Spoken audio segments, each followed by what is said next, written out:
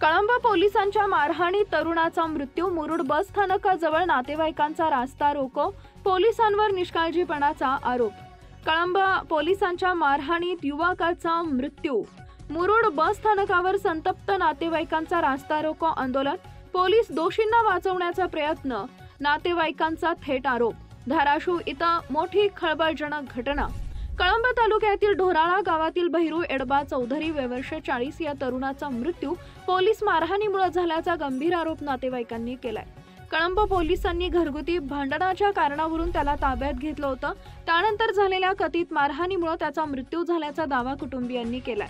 मयत बहिरू चौधरी याला शुक्रवारी कळंब पोलिसांनी ताब्यात घेतले होते. त्यानंतर त्यास मारहाण करून सोडला असं मृताच्या कुटुंबियांचं म्हणणं आहे. त्याला घरी आणल्यानंतर प्रकृती बिघडल्यानं मुरुड येथील खासगी रुग्णालयात दाखल करण्यात आले. उपचारानंतर त्याला सोडण्यात आले. मात्र पुन्हा तब्येत बिघडल्यानं शासकीय रुग्णालयात नेत असताना वाटेतच त्याचा मृत्यू झाला. या घटनेमुळे संतप्त नातेवाईकांनी मुरुड शासकीय ग्रामीण रुग्णालयासमोर आणि बस स्थानकाजवळ जोरदार रास्ता रोको केला. पोलीस दोषींना वाचवत आहेत असा आरोप करत त्यांनी गुन्हा दाखल करण्याची व इन कॅमेरा शवविच्छेदनाची मागणी केली आहे. मुरुड पोलिसांनी केवळ आकस्मिक मृत्यूची नोंद घेण्याची तयारी दर्शवली. मात्र नातेवाईकांनी यावर नाराजी व्यक्त केली. शिरडोन पोलीस ठाण्यात तक्रार दाखल करण्यासाठी गेले असता तिथंही तक्रार नोंदवण्यास नकार देत असल्याचं नातेवाईकांचं म्हणणं आहे. यानंतर नातेवाईकांनी धाराशिव जिल्हा पोलीस अधीक्षक कार्यालयात धाव घेतली. तिथं अधिकारी यांनी ऐकून घेतले व सहकार्य करण्याचं आश्वासन दिले. सुमारे 12 तासाहून अधिक वेळ शव मुरुड शासकीय रुग्णालयात ठेवण्यात आले. तिथं इन कॅमेरा शवविच्छेदनाची सुविधा नसल्यानं शव लातूरला पाठवावं लागलं असं डॉक्टरांनी सांगितलंय. मात्र नातेवाईकांनी रुग्णालयाबाहेर ठिय्या मांडून आंदोलन चालू ठेवले. शेवटी तात्पुरत्या स्वरूपात कॅमेरा लावून रात्री 7 वाजता शवविच्छेदन करण्यात आले. या आंदोलनामुळे सुमारे 1 तास वाहतूक ठप्प झाली होती.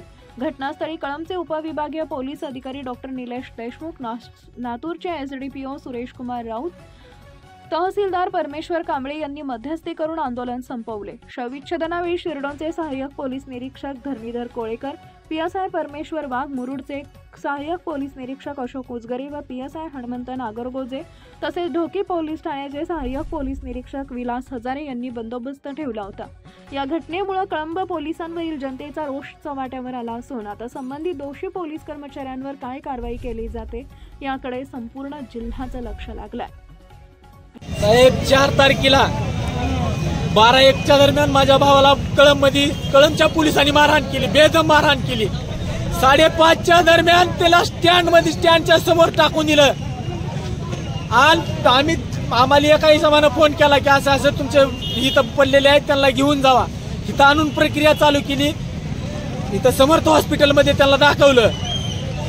त्यांनी सलाईन लावले, डिस्चार्ज दिला, गोळ्या घेऊन घरी गेलो आम्ही. आणि पुन्हा 5 वाजता आम्ही ह्यांच्या समोर इथं दवाखान्यात आणलंय. आज 48 तास झालेत. ह्यांची प्रक्रिया काहीच नाही.